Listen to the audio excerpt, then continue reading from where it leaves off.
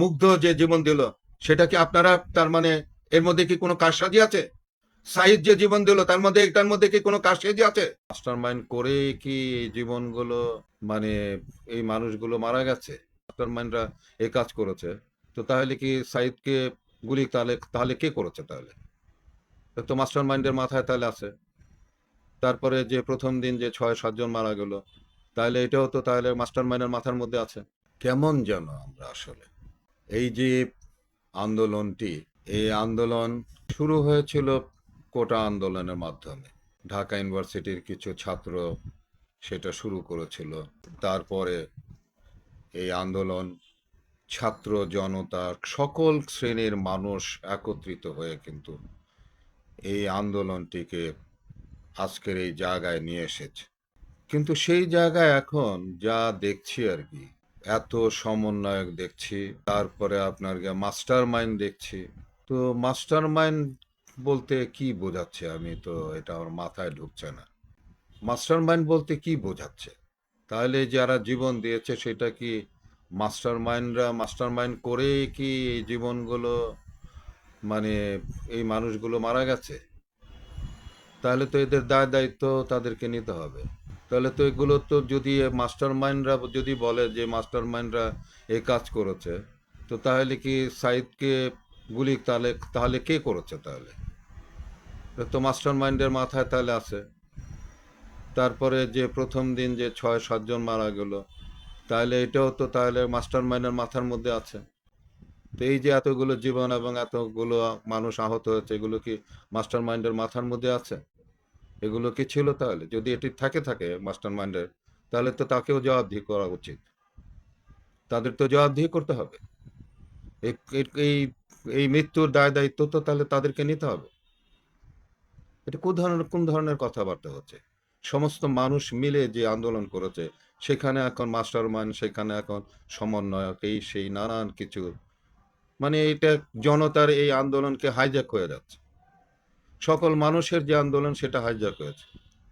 আমি কেন এই আন্দোলনের সঙ্গে যুক্ত হয়েছি?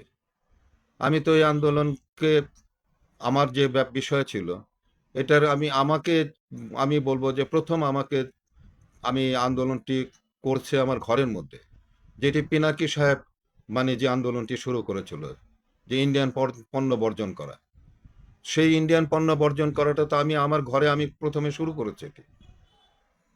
তা আমি তো বরঞ্চ তার এখান থেকে কিছুটা উদ্বুদ্ধ হয়েছে। তো এখন এই পিনাকি সাহেবকে কি এই মাস্টার মাইন্ডের মাথার মধ্যে ওনার সঙ্গে যোগাযোগ ছিল? এটা ক্লিয়ার করতে হবে। এই যে আমরা অনেক মানুষই কিন্তু ইন্ডিয়ান পণ্য বর্জন কিন্তু করেছি আমরা। তো সেইখান থেকে এবং ইন্ডিয়ান যে বিষয়গুলো যেগুলো ছিল সেই সমস্ত জিনিসগুলো আমাদেরকে যেভাবে পীড়া দিচ্ছিল, তারপরে এই যে আপনার শেখ হাসিনার বলা যেটি, যে আমি ইন্ডিয়াকে যা দিয়েছি ইন্ডিয়া সারা জীবন মনে রাখবে, এটা কি মাস্টার মাইন্ডের মাথায় ছিল?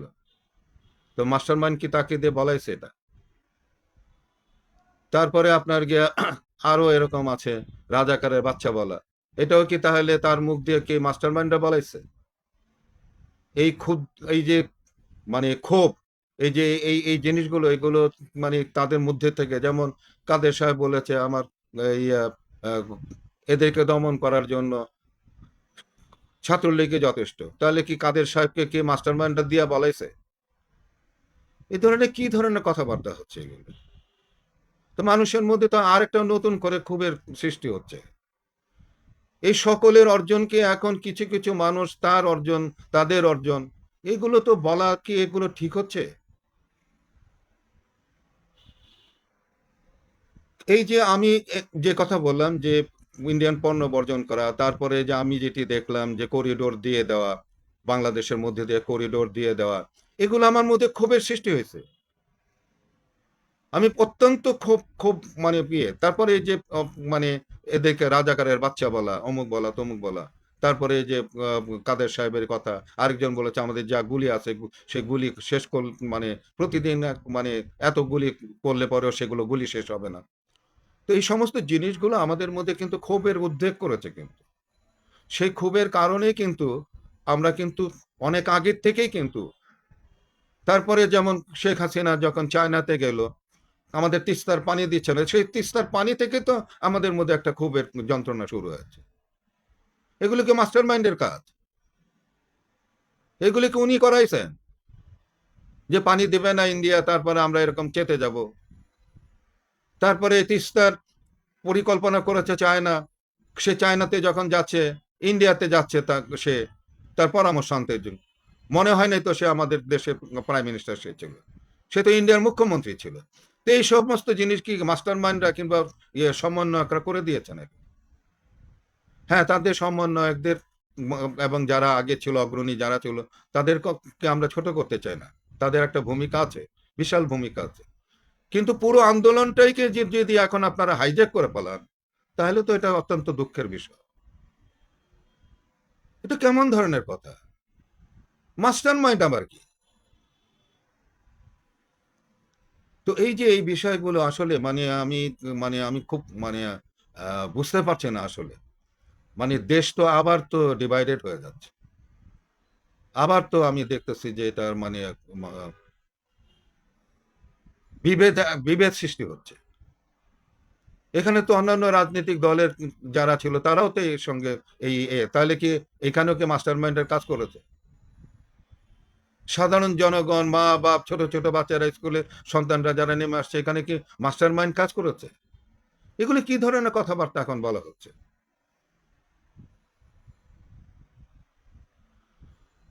তো আমি যেটি বলছিলাম যে আমার কিন্তু এই আন্দোলনের সঙ্গে যুক্ত হওয়ার পেছনে কিন্তু ইন্ডিয়া একটা বড় ব্যাপার ছিল, এবং মানে এবং যে স্বৈরাচার শাসক ছিল, তাদের কর্মকাণ্ড একটা বিশাল ব্যাপার ছিল। আমার কাছে মনে হয় না যে আমরা তখন স্বাধীন ছিলাম। আমাদের কাছে মনে হয়েছে যে এটা দেশটা ইন্ডিয়ার কাছে বিক্রি করা হয়েছে। একটা নতজানু সরকার, সেখান থেকে বেরিয়ে আসার একটা মানে আমাদের সকলের আকাঙ্ক্ষা ছিল। সেইটার জন্য আমি আমি ব্যক্তিগতভাবে আমি এই আন্দোলনের সঙ্গে যুক্ত হয়েছি এই কারণে জন্য। তো যাই হোক, এইসব বন্ধ করে, এসব বন্ধ করে সকলকে নিয়ে দেশটাকে এগিয়ে নিয়ে যাওয়ার জন্য চেষ্টা করেন। কারো একক প্রচেষ্টায় এই বিপ্লব সাধিত হয়নি, কিন্তু কারো একক প্রচেষ্টায় কিন্তু হয়নি, কিন্তু সকল মানুষের, বেসরকারি স্কুল কলেজের থেকে তারা যদি না আসতো, এমনকি আপনারা যে বলতে চাচ্ছেন যে এরকম ভাবে মাস্টার মাইন্ড, তাহলে মুগ্ধ যে জীবন দিল, সেটা কি আপনারা এর মধ্যে কি কোনো কারসাজি আছে? সাইদ যে জীবন দিল, এটার মধ্যে কি কোনো কারসাজি আছে? আমার তো এখন প্রশ্ন করতে ইচ্ছে করছে।